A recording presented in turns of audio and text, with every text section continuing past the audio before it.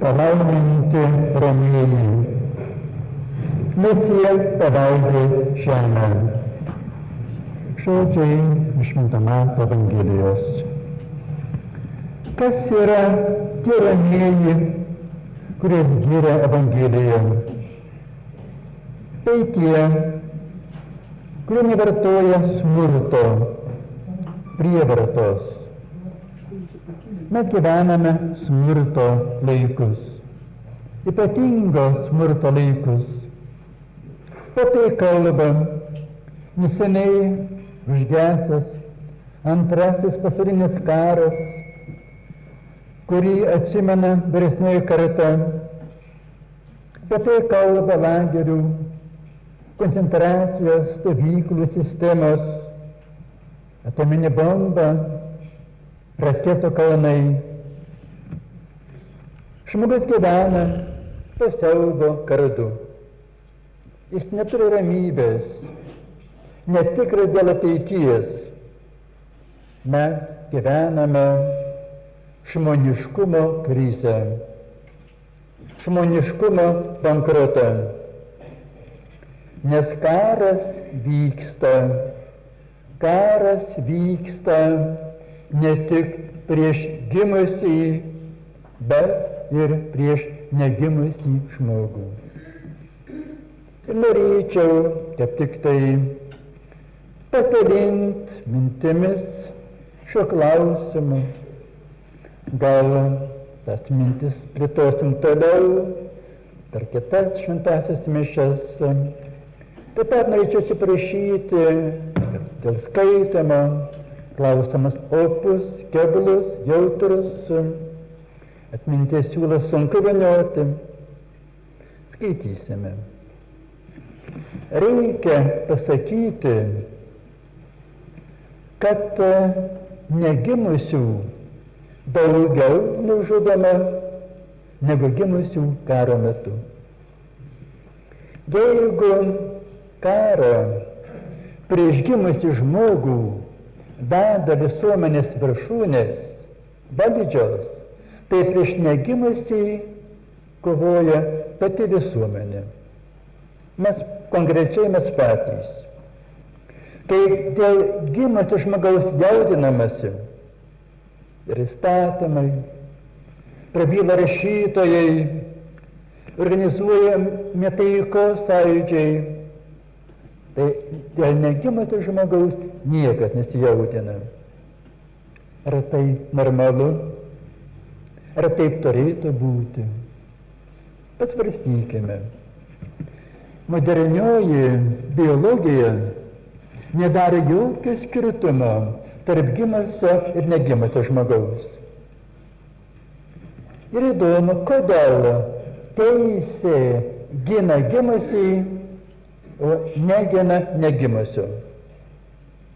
Negimus žmogus, kadangi yra silpnas, pirmiausia reikalingas socialinis globos, teisinis globos. Šiaip socialiniai pažengosiose valstybėse globojamos silpnųjų grupės, seneliai, ligoniai, invalidai. Mums šiandien gal plaukai šiauštų prisiminus, kad Hitlerio laikais fašistinėje Vokietijoje buvo paskelbtos tam tikros nevertingų žmonių grupės, kurios neturėjo teisės gyventi. Silpnapročiai, alkoholikai, čigonai ir taip toliau. Valstybė turėtų globot silpną žmogų. Deja, taip nėra. Negimus žmogus kol kas dar neginamas įstatymo. Vokiečių rašytojos Luizos Rinzer romane Marijam Jėzus sako Marijai Magdalietei: net ir įstatymo baimės vengiu žudyti kūną ir sielą, bet todėl, kad žinai, jog visa, kas gyva, yra vienovė. Ir šis žinojimas kuria taikos karalystę. Pasakyk tai kitiems. Pasakyk visiems. Sakyk tai 1000 kartų. Tai yra mano pavedimas tau. Skelb visų gyvųjų vienovę. Skelb meilę. Žudoma ne tiek dėl socialinio vargo, kiek dėl nenusimanimo ir širdies žiaurumo. Net daugelis medikų nesupranta, ką reiškia nužudyti kūdikį. Daugelis nežino, nes nenori žinoti. Ne visi žino, kad šis žiaurus ir purvinas aktas neigiamai veikia moters psichiką. Tada iš tiesų prasideda gyvenimas. Su gimimu, kaip daugelis mano, nieko panašaus. Negimusi kūdikį šiandien jau galima filmuoti, stebėti. 3 mėnesio gale vaisius yra apie 10 cm dydžio. Kokia išvada peršasi, jei atviromis akimis mes žiūrime šį mažytį sutvėrimėlį. Tai tikras žmogus, dvasinė būtybė. Jei drįstame atsimerkti ir įsižiūrėti, būtinai mes pripažinsime, čia ne ląstelių luitas, audinys, ne žuvis ar varliagyvis, o žmogus. Kas kitaip mano, kas nenori matyti, nenori žinoti, kas iš anksto yra nusistatęs nematyti, bijo tiesos. Šiandien nereikia tikėti apie tai, nereikia tikėti. Apie tai mums kalba embriologai, neurologai, psichologai. Žmogus yra žmogus nuo pat pradžios. 2 vaisinių ląstelių susijungimas yra lemiamas momentas žmogaus gyvenimo pradžiai. Bet daug yra žmonių, kurie galvoja, kad negimęs kūdikis yra kvailas, primityviai egzistuojantis daiktas, ląstelių luitas. Tai plačiai paplitęs ir labai pavojingas prietaras. Jei vaisius nematomas ir nejaučiamas, tai nesa žmogus. Jau kelių milimetrų kūdikis yra aukštai išsivysčiusi būtybė, nesulyginama su jokiu gyvuliu, aiškiai žmogus. 24 dienų vaisius, kaip rašo embriologai, jau turi visas organizmo sistemas, kaip ir suaugęs individas. Oda, centrinės ir periferinės nervų sistemas, pradmenis, širdį, kepenis, plaučius, plaučių pradmenis ir lyties užuomazga. Žmogus netampa žmogumi, bet yra žmogus ir nuo pat pradžios kaip toks, kiekvienoje savo vystymosi fazėje, pradedant nuo apvaisinimo. Čia rašo žymus vokiečių embriologas Erikas Blechschmidt. Gaila, kad daugelio vadovėlių tvirtinama priešingai. Dalis tokio švietimo kabutėse remiasi senu ir pasenusiu Hekelio vadinamu biogenetiniu dėsniu, kuris, sekant Darwinu, buvo paskelbtas praeito šimtmečio viduryje ir sako, kad vaisius motinos kūne sutrumpintai pereina visas evoliucijos formas. Taigi, pakartoja visą žmonijos kamino istoriją. Šitoks grynai materialistinis ir klaidingas švietimas, kabutėse švietimas, turi sunkių pasiekimų. Šiandien mokslui jį tenka koreguoti. Bet nauji moksliniai duomenys vis atsitrenkia į prietarų sieną. Praeis gal kol 20 metų ir mes pamatysime, kokias netvirtas žinias turėjome apie ankstyvąjį žmogaus susivystymą. Mūsų vadinamos pažangios žinios pasirodys labai netikslios ir priešiškos žmogui. Jokioje savo vystymosi fazėje mes nebuvome pelė, beždžionė ar varliagyvių. Nuo pradžios mes jau buvome žmonės. Žmogus neturi gyvulinių pradinių fazių. Jei mes nebūtume nuo pat pradžios žmonės, tada pirmųjų mėnesių išgyvenimai motinos kūne neturėtų įtakos vėlesniam mūsų gyvenimai. Šiandien mes jau žinome, kaip reikšmingi yra mūsų pirmieji mėnesiai visam mūsų gyvenimai.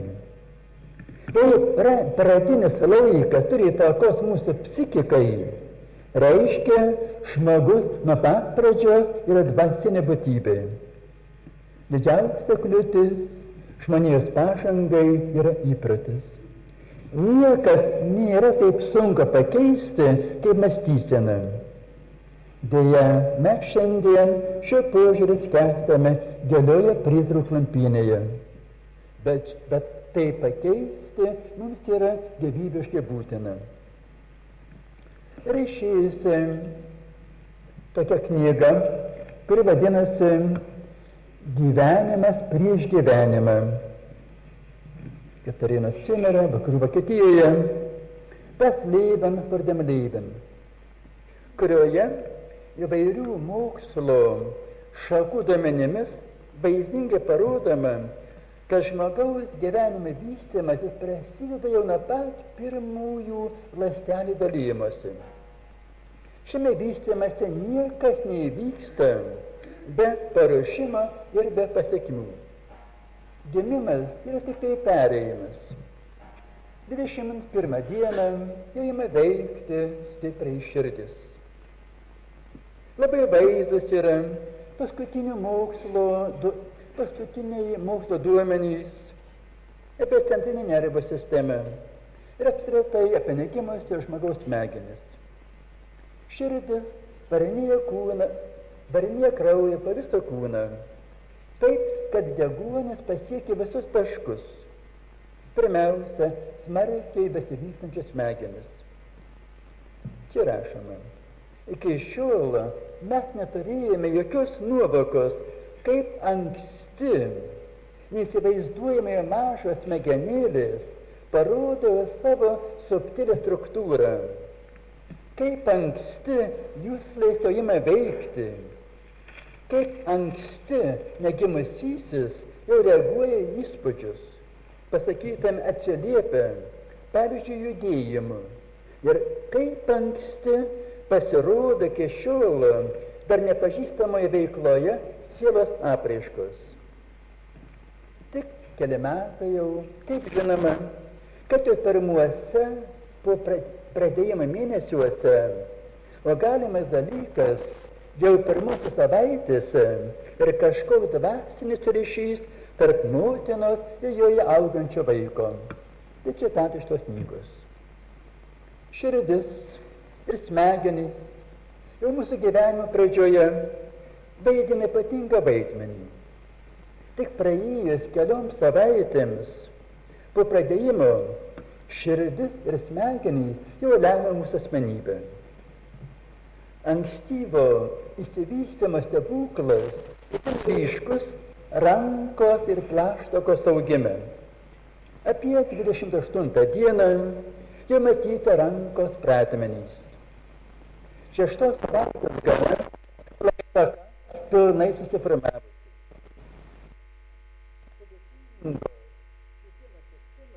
Vystymasi trunka visas 14 dienų. Su suvokimu ir patirtimi. Taigi, siela ir dvasia. Žmogus nuo pat pradžios yra kūno ir dvasios vienodai. kūdikis tai jau naudoja rankas ir kojas, tiek ir visas pasiskleidžiančias sistemas.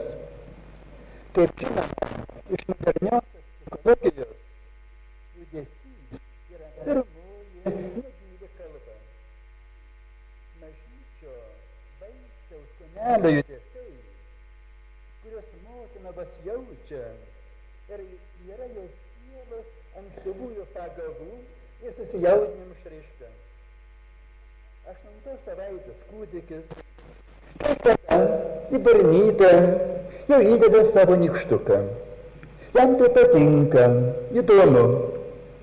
Pirmasis vaiko pažinimas vyksta lėtimu, bet vaisius gali daugiau negu reaguoti.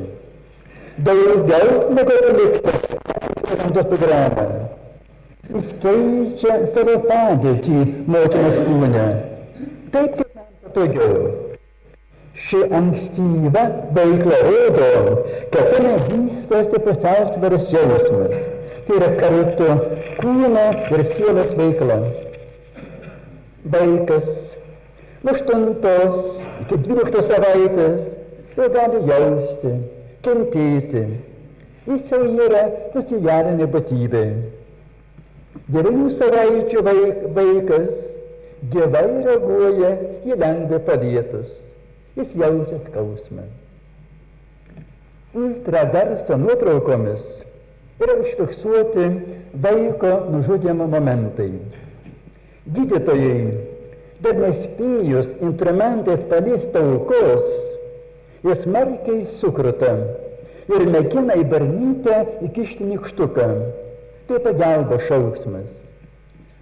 Šauksmas, kurį žino ir gimę kūdikiai. Kūnelis smarkiai suvirpa. Širdis ima plakti virš 200 minutę. Kūdikis, kaip kiekvienas gyvas žmogus, nenori žūti. Kūdikis jaučia skausmą ir kenčia. Jis nenori mirti. Nori tik gyventi.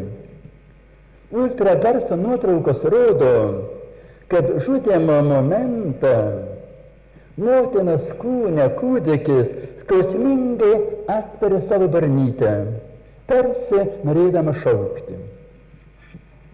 Amerikoje ginekologas dr. Bernardas Matansonas ir jo kolegos yra paruošę filmą, kuris vadinasi Nebylus šauksmas. Šis gydytojas pasakoja, prieš 40 metų, kai studijavau, mums sakė, kad embrionas nėra žmogus. Ant jo sąžinės guli 1000 gyvybių. Dabar jis pasakė, dar gyvas yra, daugiau aš nežudysiu. Tik kai nuotraukoje pamatė, ką jis darė. Vaikutis traukęs nuo instrumentų, mataruoja kojytėmis, mastaguoja prieš save rankytėmis. Jis atveria barnytę geram šauksmai, kai pasikisiname į jį, ir jis sunaikinamas. Dabar šis gydytojas važinėja po visą pasaulį ir kalba apie aborto nežmoniškumą ir siaubą. Dabar jis yra negimusiųjų advokatu ir stengiasi, kad negimusiųjų globa būtų apiforminta įstatymu. Airijoje jam pavyko. Mes nesame skelbę. Abortas yra žmogžudystė. Jis žino, ką kalba. Gydytojas nusako save kaip daugelį kartų žmogžudį. Tai paties prisipažinimas. Be šio garbingo prisipažinimo, jo pasikeitimas, atsivertimas nebūtų toks įtikinantis ir iškalbingas.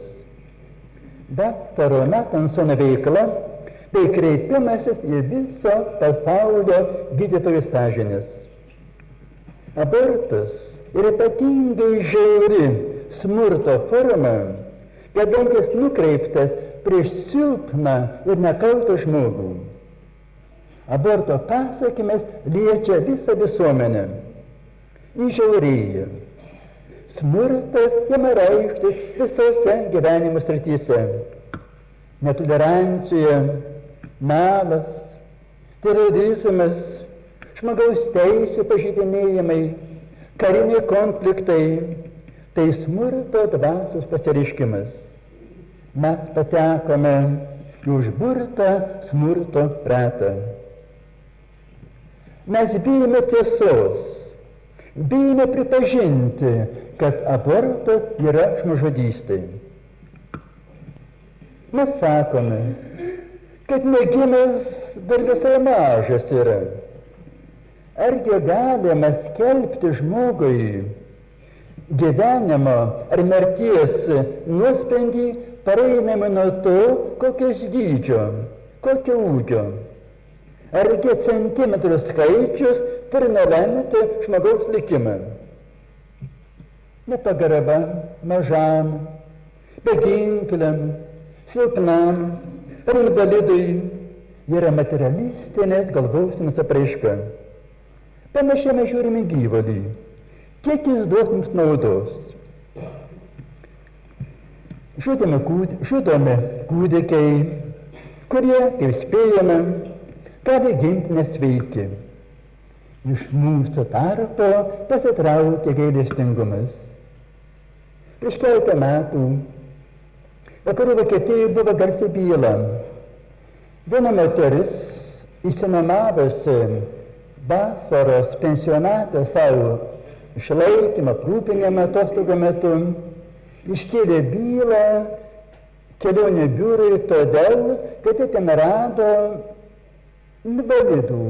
Ir tie invalidai savo išvaizdą, savo elgesį jai gadino nuotaiką, jai sutramstė visą atostogų laiką.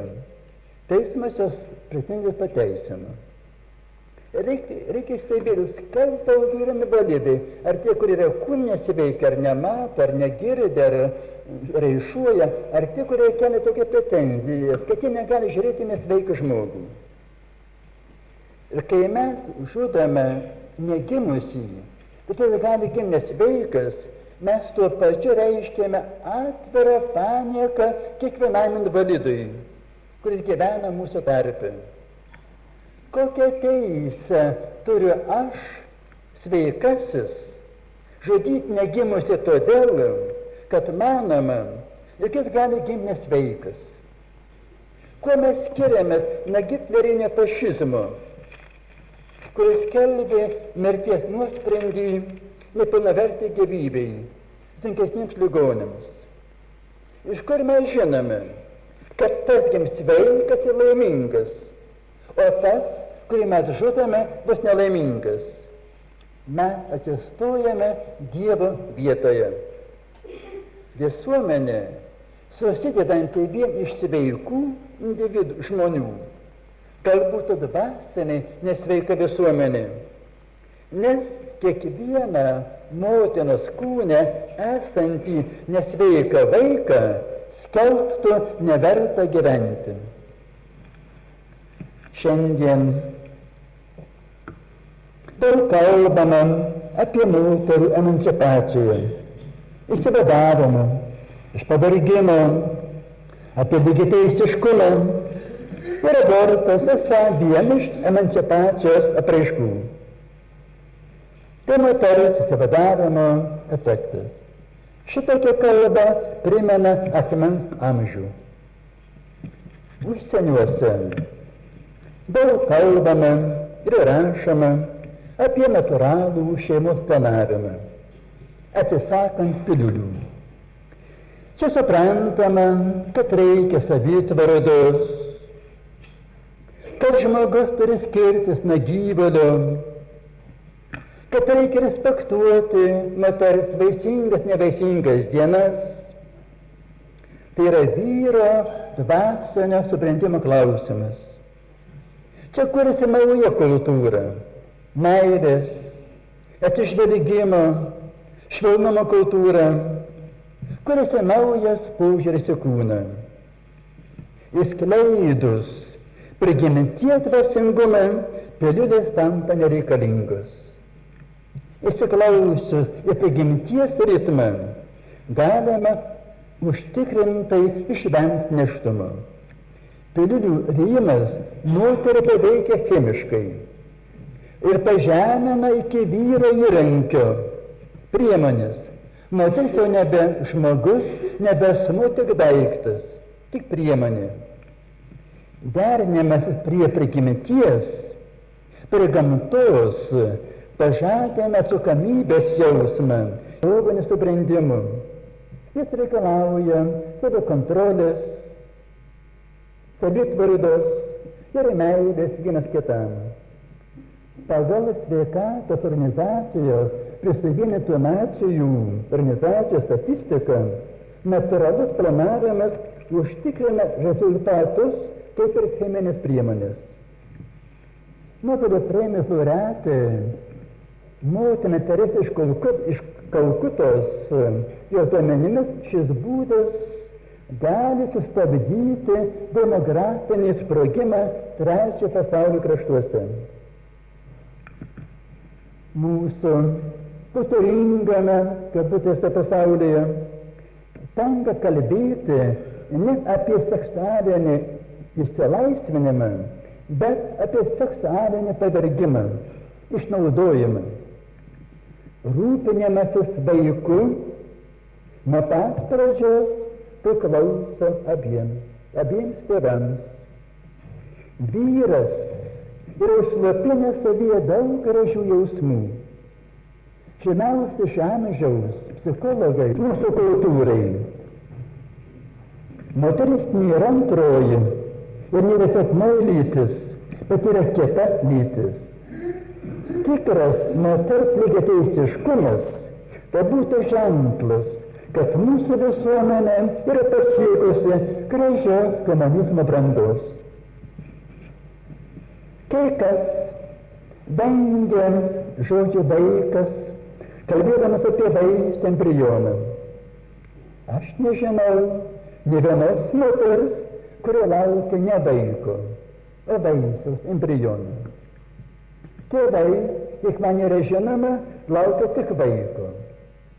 Nužudymo faktas netampa nefaktu, jeigu nužudytai pavadinsime lotynišku žodžiu. Sąžinės srityje aborto klausimas vienodai sveria. Kokį žodžią mes jį pavadintume? Ar graikiškai embryo, ar lotyniškai fetus? Sakysim, kalbant apie nusiginklavimą, yra tokie trumpi ir nekartais skambantis terminai. SS-20 ir Pershing-2. Faktiškai tai raketos. Karybinė SS-20, amerikiečių Pershing-2, bet jos gali sunaikinti milijonas gyvybių. Taigi nesvarbu, kaip mes blogį pavadintume, kad nekalčiausių vardu blogis vis tiek lieka blogis.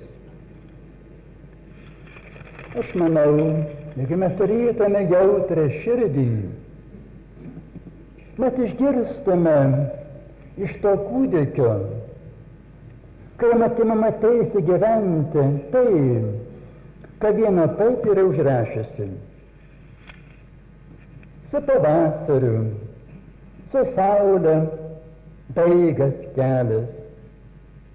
Mama, aš kaip daigas tau esu.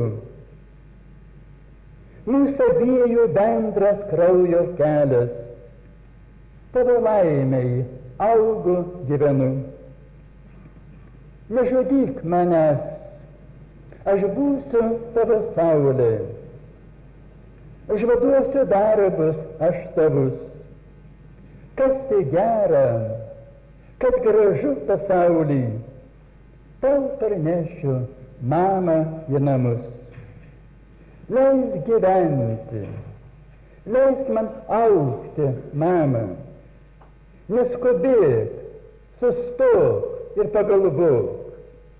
Nu tai kas, kad ausim 4, 5 metų, duonos ir gyvenimo užteks visiems. Sekantis svarstome, tęsime per kitas šventąsias mišias. Rytoj turime Marijos nekalto prasidėjimo šventė.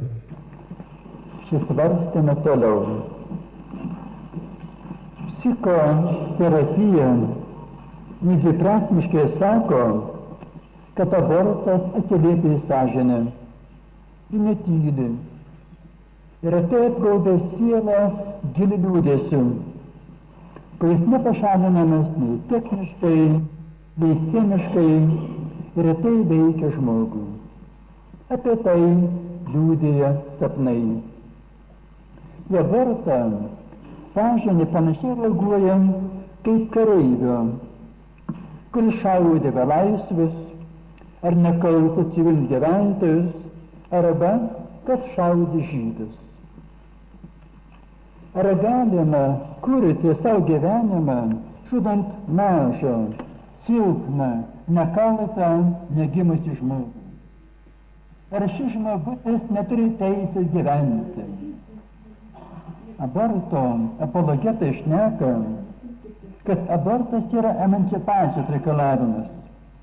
Tada, panašia logika, būtų galima sakyti, kad bomba irgi yra taikos reikalavimas. Kas galvoja, kad smurta neturi būti politikoje, kaip gali prileisti smurtą nėštumo procese?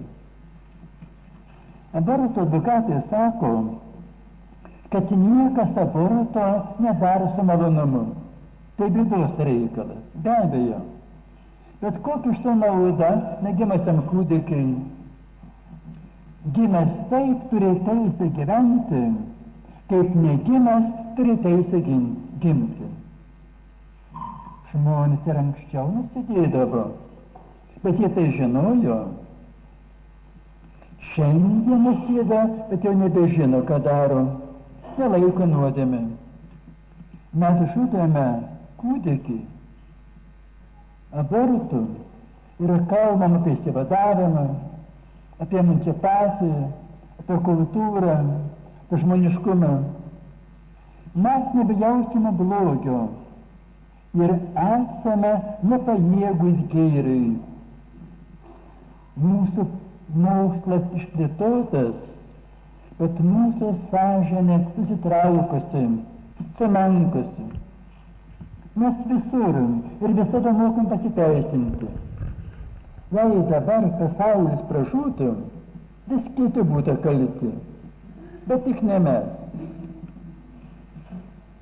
Argi mažo, bejėgio žmogučio nužudymas, motinos kūne, nėra smurtas, net ir kažkaip mes nekalti mediciniškų žodžių tai pavadintame. Düsseldorfo psichoterapeutė Uršulė Keller-Guzeman yra pasakiusi, abortas visada yra žmogžudystė ir savižudystė. Mes žudome save, savo pačių sielą. Mes žudome Dievo atvaizdą. Kiekviena apvaisinta ląstelė tai originalus ir nepakartojamas žmonijos medžio pumpuras, žiedas. Braunšveigo biologijos profesorius Tauš rašo, jei norime kalbėti apie abortą, nesvarbu, kurioje fazėje tai vyktų, turime atsiminti, kad čia žūtų vienintelis nepakartojamas žmogus, kurio išsivystymas gali būti tik mūsų apsaugotas. Kiekvienas atskiras žmogus turi absoliučiai vienkartinę konstituciją, kuris skiriasi nuo kitų, jei kas nors buvo ar bus, skiriasi net nuo dvynio, kilusio iš to paties kiaušinėlio. Rytų Vokietijos rašytoja Eva Strittmatter, laikanti save ateiste, aprašo jausmą apnikusį aborto. Aš norėčiau palaidoti savo liūdesį dėl negimusio kūdikio. Deja, to niekad negalėsiu. Vėjų staugia demonai, lietumi šnibžda ir spjauna man į veidą. Nes Dievas gali man atleisti, bet aš savo neatleisiu. Jis šaukia mane, maldavo. Aš turėjau leisti ateiti ant pasaulį. Aš nesigręžiau nuo jo. Jis davė man mažytį ženklą, regėjau plaukučius. Po metų išgirdau balselį, lyg paukščiukų čiulbėjimą. Aš būčiau galėjusi pamatyti, jei tik būčiau norėjusi. Jis manyje susiformavo, bet aš tūžau ant jo, kad jis atims man dienas ir metus, pražydys mane ir susargdins. Ir kvailiodama dar maniau, kad aš esu pašaukta rašyti. Ši viltis galbūt buvo daug svarbesnė pasauliui, negu visi mano nusivylimai ir mažučiai laimėjimai, kuriuos nuskinu iš gyvenimo ir daiktų, kurie lieka ir praeina. Aš piknaudojau didžiąją laisvės teisę. Aš visam laikui supančiau save. Aš panirau kažkur. Jie liūdėsi iki beprotybės. Kažkas šalia mane verda, šnypščia, konkuliuoja. Neatitaisoma nuodėmė skiria mane nuo gyvulių.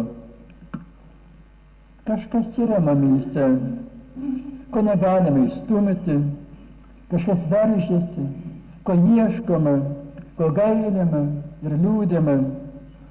Kažkas yra kelyje tapti žmogumi. Ir tai yra svarbiausia. Tėvai, kurie nužudė vaiką, gal nieko nėra taip reikalingi, kaip šio vaiko. Ir iš nieko negalima taip pasimokyti, kaip iš vaiko. Pasimokyti, mylėti, gyventi, pasitikėti. Kad mes žmonės savo laiku žinotume, ką mes savo padarome, kai žudome savo pačių vaikus.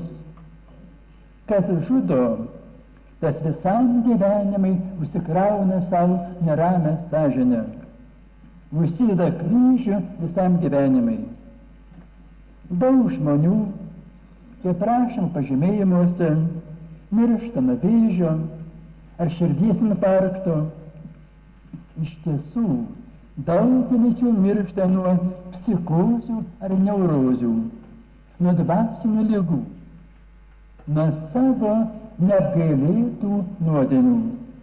Taip rašo vokiečių gydytoja Luisa Reiser. Retas būna atvejis, kada nėštumo konfliktą reikia spręsti smurtu. Amerikiečių gydytojas daktaras Nathansonas sako, kad tai galėtų būti, kai gresia motinos gyvybei pavojus. Bet prie šiandieninės medicinos lygio praktiškai tas pavojus beveik nerealus yra. Kitas atvejis, kai mergaitė ar moteris būtų užpulta, bet sukurtąją gyvybę sunaikinti, tai reiškia smurto problemą dar daugiau išplėsti. Tuo blogis nemažėja, o siela daugiau susipurvina. Aiškinama, kad kai daroma pagal įstatymą, nėra amoralu. Taigi, kai įstatymas leidžia abortus, jis nėra nešvarus dalykas, bet yra neteisingų įstatymų. Versnėje karta netaip senai atsimena įstatymą, pagal kurį žydai buvo laikomi šuns vietoje, juos šaudė. Nedoras įstatymas nenuramins mūsų sąžinės. Girdėjau apie vieną moterį, kuri vengdavo išeiti gatvę, kad nepamatytų vaikų vežimėlio. Ji prabirgdavo išvydus. Sielos negalima apgauti. jie lieka nepagydomai sužalota. Neapykanta kūdikiui susargdina mūsų sielą. Susitaikymas su kūdikiu pagydo ją. Mums, tikintiesiems, šalia prigimties balso eiti dar ir Kristaus balsas. Jis gina mažuosius, gimusius ir negimusius. Kūdikį nužudyti, tai nužudyti tą, kuriame yra Dievo paveikslas. Piktu, žiauriu žvilgsniu žiūrėti į kūdikį, tai materialistinio galvojimo apraiška. Karjera, namas, mašinėlė, kūno linijos svarbiau už gyvybę. Egoizmas aukščiausio laipsnio. Kristus yra pasakęs, jei netapsite kaip mažutėliai, neįeisite dangaus karalystę. Vaikai jau nebežavė mūsų, o Kristus žavėjęsiais juos glostė, laimino. Kas yra vaikas, galima pajusti, tai bendraujant su juo. Priešiškumas vaikui dvasinio nuskardimo žymė. Tokia šiandien mūsų visuomenė. Mes jau nesame trečiasis, bet ketvirtasis pasaulis, dvasinį nuskuris. Kai tokie dalykai tampa įprasti visuomenėje, tai ženklas, kad moteris yra neišaukštinta, net gavas lygias teisės, o pažeminta. Ji vyro išnaudojama, ji leidžia save išnaudoti. Šiandien visais balsais šaukiama apie gyvūnijos globą, organizuojama gamtos saugą, bet tylima apie kūdikio teisę gyventi. Moteris kalba apie savo teisės, bet mindžia vaiko teisę. Žmogus turi teisę savęs skleisti, realizuoti, bet abortas žmogaus neįskleidžia. Toks smūgido mūsų asmenybę, žudo mūsų sielą. Tik pats supras, kas yra abortas, kas kūdikyje mato sielą. Be abejo, buvo ir bus žudomi kūdikiai, bet baisiausia, kad žudoma ne iš vargo, bet iš pasileidimo. Esame beširdžiai. Jei turėtume širdį, argi žudytume savo vaikus. Jums trūksta ne pinigų, jums trūksta meilės. Vokietijoje, vienoje mokykloje, kapelionas prieš kalėdas vaikams davė klausimą. Ko norite kalėdoms? Ar dovanėlių, ar visą dieną pažaisti tėveliu. Ir visi vaikai pasisakė už bendravimą su tėveliu. Vaikai pasako, kas yra svarbiausia gyvenime. Vaikai, jau nesugadinti, neretai sprendžia teisingiau, negu mes suaugę. Vokietijoje viena moteris su 12 metų mergaitėmis žiūrėjo filmuką apie gyvybės atsiradimą motinos kūne. Iškilo klausimas apie abortą. Kas tai? Paklausė vaikai. Kai jums paaiškino, abi mergaitės instinktyviai pašiurpo. Tai negalimas dalykas, negi motina žudytų. Vaikų lūpose skamba tiesa. Kristus įspėjo, saugokitės netikrų pranašų. Kiek šiandien yra netikrų pranašų? Mes dažnai pasakome, kad vaikai nežino, ką kalba. Ar tikrai? Yra sena liaudies patarlė. Vaikai ir kvailiai sako teisybę. Jei mes tvirtiname, kad vaikai nežino, ką kalba, tai turbūt yra tiesa, kad mes suaugę nesuprantame nei savęs pačių, nei savo vaikų. Kažin, ar mes visada žinome, ką mes kalbame, jei sakom, kad vaikai nesupranta, ką kalba. Iš tiesų, vaikai yra atviresni ir tiesesni už mus suaugusius. Jie arčiau prigimties, jie natūralesni ir mažiau paveikti visokio taisyklių bei diplomatijos ir politikos. Vienas anglas rašo, arba visais atvejais žmogaus gyvybė yra šventa, arba iš esmės yra bevertė. Neįsivaizduojama, kad vieną atveju ji būtų tokia, o kitą atveju kitokia. Vokietė psichoterapeutė rašo, kovojant su abortais, reikia ginti ne tik negimusį kūdikį, bet pirmiausia motiną. Nes abortas žaloja motinos psichiką, sukelia neurosis. Kas bebūtų, kokias bebūtų neštumo perspektyvas reikia žinoti. Jei ant mano kelio yra lavonas, laimingas aš nebūsiu. Prityrę psichologai sako, kad ir kebliausiose situacijose abortas problemas neįsprendžia, tik iškelia naujų problemų. Abortas nepalengvina šeimos gyvenimo, tik pasunkina, nes sukomplikuoja dvasinius sutuoktinius santykius, aptamsina šeimos atmosferą. Reikia atsiminti, kad vaikai gimę ar negimę nėra mūsų nuosavybė. Vaikas, čia viena vokietė rašo, tai gyvenimo, kuris ilgisi savęs, sūnus ir dukros. Jie ateina per mus, bet ne iš mūsų. Mes galime jiems duoti savo meilę, bet tik ne savo mintis. Mes galime duoti pastogę jų kūnams, bet tik ne jų sieloms. Nes jų sielos gyvena rytdienos name, kurio negalime aplankyti, net nesapne.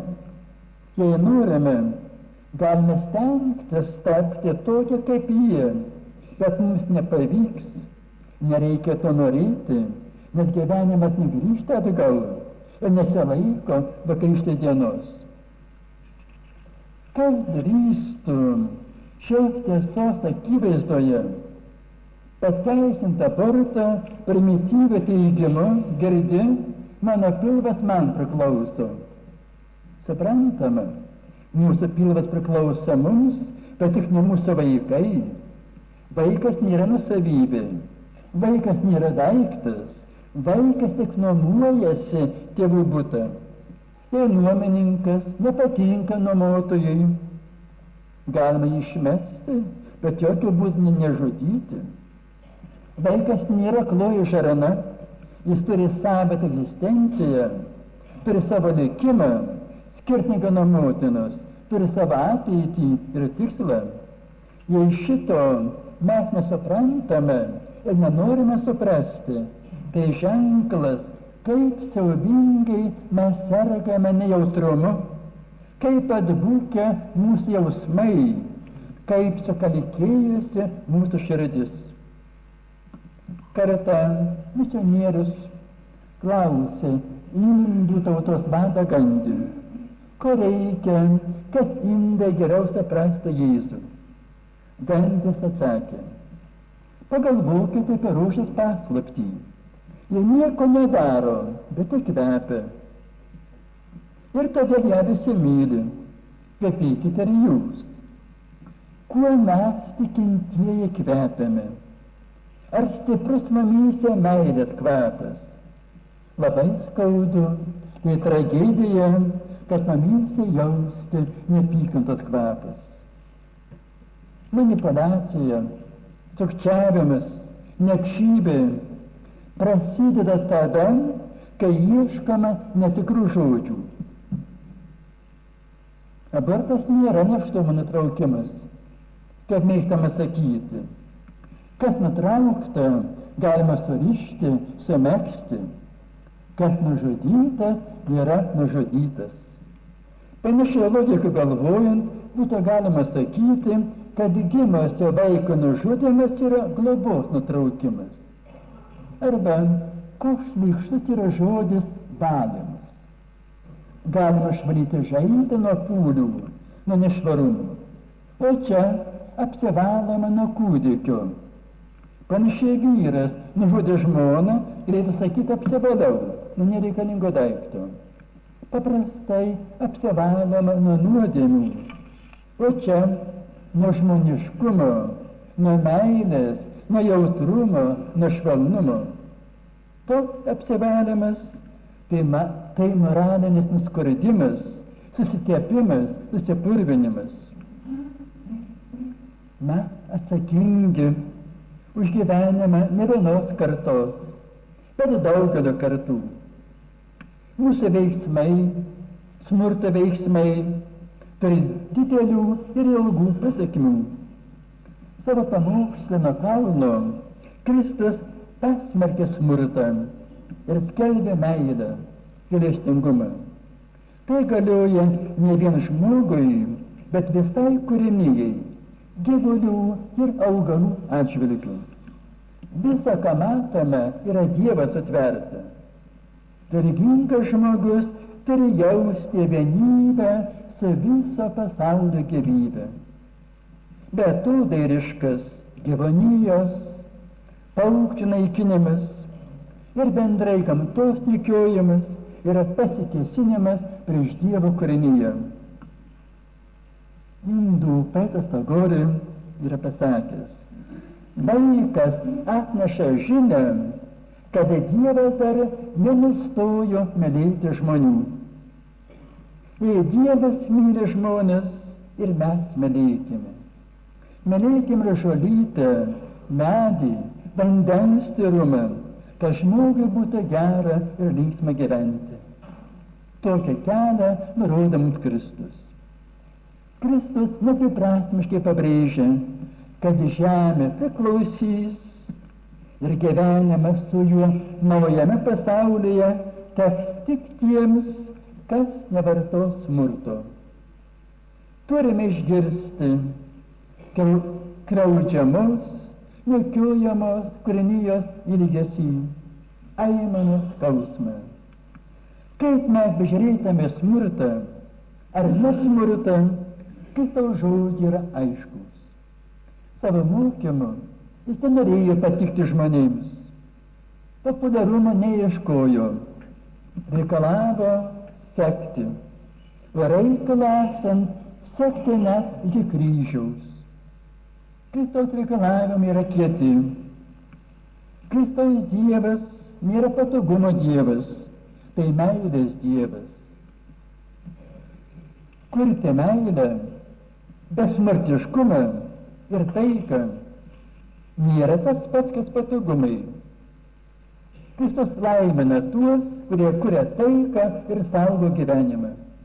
Be abejo, ne visiems Kristaus tiesa yra prie širdies, bet jis pasakė, kad jo tiesa padarys mus laisvus, laisvus nuo nuodėmės, laisvus gyvenimui, tikrajam gyvenimui.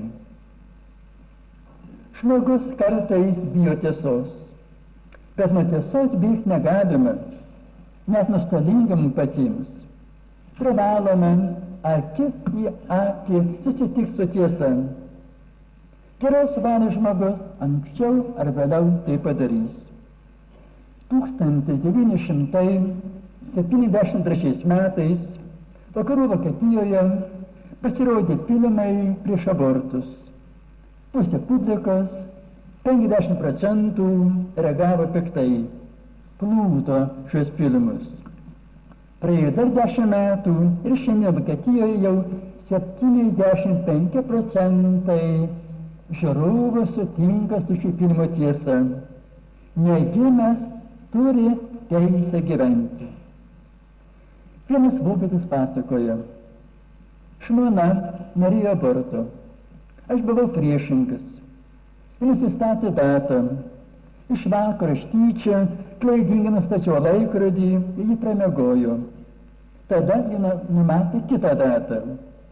Iš vakaro abudu žiūrėjome filmą apie naujos gyvybės susiformavimą. Kitą rytą jie nuėjo pas gydytoją, bet nuėjo į parduotuvę ir nusipirko vaikiškų drabužėlių. Dabartinis šventasis tėvas kalba, sako, kurkime meilės civilizaciją. Tai turi įdėti kiekvieną mūsų sąžinėje ir matytis kiekvieną mūsų gyvenime. Svajojame apie šviesesnį, laimingesnį gyvenimą, ramenuojame, bet jo nematyti. Vokietis Bliumas rašo, prašykite Dievą palaimos savo darbui, bet nelauk, kad jis už tave jį nudirbtų. Paklauskime savęs pačių, ką mes darome kiekvienas, kad pasaulio veidas taptų šviesesnis. Tai mes pesimistai. Pesimistams reikia atsiminti, kad prieš 2000 metų Kristus paskelbė meilės šūkį ir prieš meilės reikalavimą, realiai galvojantys jį nukryžiavo. Bet kas daugiau patarnavo pasauliui? Ar tie, kurie su kardu, ar su meile ėjo? Mes esame atpirkti. Mums atpirkimo jau nereikia, bet mums reikia meilės. Jei neturėsime meilės, Kristaus atpirkimas mums nieko nepadės. Bet nuo Kristaus laikų jau yra žinoma. Ir nenoriu, kad mane kas žudytų. Neturiu kito žudyti, kad ir motinos kūnė. Juk ir aš ten buvau. Jei norime gyventi, turime ir kitiems gyventi. Tik šią sąlygą mes būsime tikrai žmonėmis. Norėčiau papasakoti vieną epizodą iš vokiečių okupacijos laikų. Vienai šeimoje, mokytojų šeimoje, laukiama buvo 3 vaiko. Bet šį būsimąjį gydytojai pasmerkė mirčiai. Sušlubavo motinos sveikata. Anuometinis ginekologijos autoritetas profesorius Mažylis patarė nerizikuoti. Širdis esanti nestipri. Ir davė suprasti, kad tai pacientė norės, galinti pasinaudoti jų privačios ligoninės paslaugomis. O profesorius asistentė pasakė, kad operacinis bus paruoštas po 2 valandų. Ir patarė nebijoti. Visada viskas laimingai pavyksta. Žmona buvo įpratusi viską tarti su vyru. Šią kartą čia laukė prie ligoninės durų. Turėjo tik 2 valandas laiko. Tad pasuko į nuošalesnę gatvelę, kad galėtų laisviau pasikalbėti. Gydytojų pasiūlymas buvo nepriimtinas abiems, kaip tikintiesiems. Žmona kreipėsi vyrą. Ką jis pasakys? Ką žino? Ar mes, susidorodami su tą bejėgę silpną būtybę, nepakliudysime Dievo valios pasireiškimui? Atsakė jis. Prie bažnyčią, kone kartą vienas ir kitas meldėsi. Čia jėdu ir nuoširdžiai kalbėjo. Tebūnie tavo valia. Vyras pasiūlė užeiti. Moteris, prieškenčiausiai, paskendo savo mintyse, įsivaizdavo save invalidė, ar net po nelaimingo gimdymo karste gulinčią. Ar tai Dievo valia, kad savo kūdikį atiduočiau gydytojų rankoms sudraskyti ir įmesti į kanalizaciją žiurkėms suėsti? Jie jau ruošiasi kaip ant didžiausio piktadario. Netrukus aš turėsiu žiūrėti, jausti, kaip jis žudys mano kūdikį. Jei yra Dievas, kaip iki šiol aš tikėjau, jei yra amžinybė, mirusiųjų prisikėlimas, ar mano motinai bus malonu kitame amžinajame gyvenime sutikti tą būtybę, bevardę, nekrikštytą, kurią aš, tikroji jos motina, pastumėjau mirti pirma savęs, ar net vietant savęs. Ar mano motinai nebus gėda prieš tą, kurią globoti, auginti ir auklėti aš esu pašaukta? Tu, motina, ar girdi mane?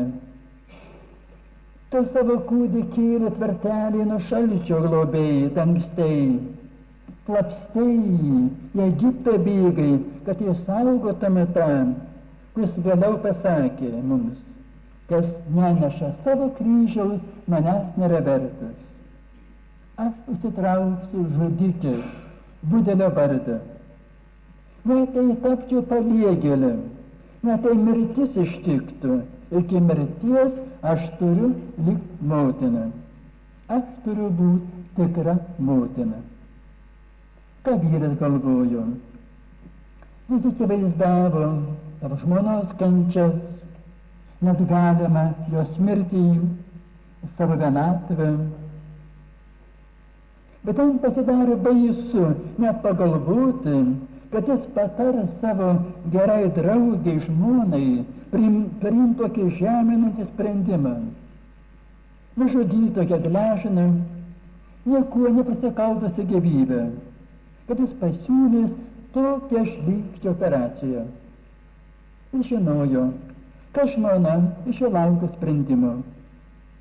Ar jis bus panašus į tuos tironus, prie vieno rankos mosto lemdavo gladiatorių likimą. Nuo jo žodžio priklausys mirties sprendimas vienai ar dviem būtybėm. Po geros valandėlės jie linkteli vienas kitam, duodami suprasti, kad jau laikas palikti bažnyčią. Išėjęs į gatvę, vyras pažvelgė žmoną. Jos akys buvo rasotos, bet švietėjo drąsa ir ryžtu. Aš noriu būti tikra motina, tyliai atsakė ji. Vyras paėmė jos ranką, stipriai suspaudė, linksmai tarė, eime namo. Moteris paėmė neapmokamą atostogų, išvažiavo vyro tėviškę į kaimą, ten grynas oras, sveikas maistas, ramiai jaukia aplinka, dažni vyro apsilankymai padarė tai, kad jo sveikata sustiprėjo. Gimdymas laimingai pavyko, į pasaulį atėjo naujas žmogus, sveika mergaitė. Motina taip pat atgavo sveikatą, jos širdis įsivadavo iš perkrovimo, ėmė normaliai dirbti. Mergaitė gražiai augo, jai bedūkstant ir bekryžtaujant, kartais tėvas tyliai tušnibždėdavo motinai. Tai gerai, kad jos netidavėm žiurkėm sušerti. Tai tu mane apsaugojai nuo tos baisios klaidos. Tu rūpinaisi mūsų abiejų sveikata, atsakydavo ji. Ji laiminga, kad turi garbingą, tikrą, jos krauju nesusitepusią motiną. Kalbėjo jis jai. Prie šio trečio vaiko motina sulaukė senatvės, o tėvas mirė Sibire.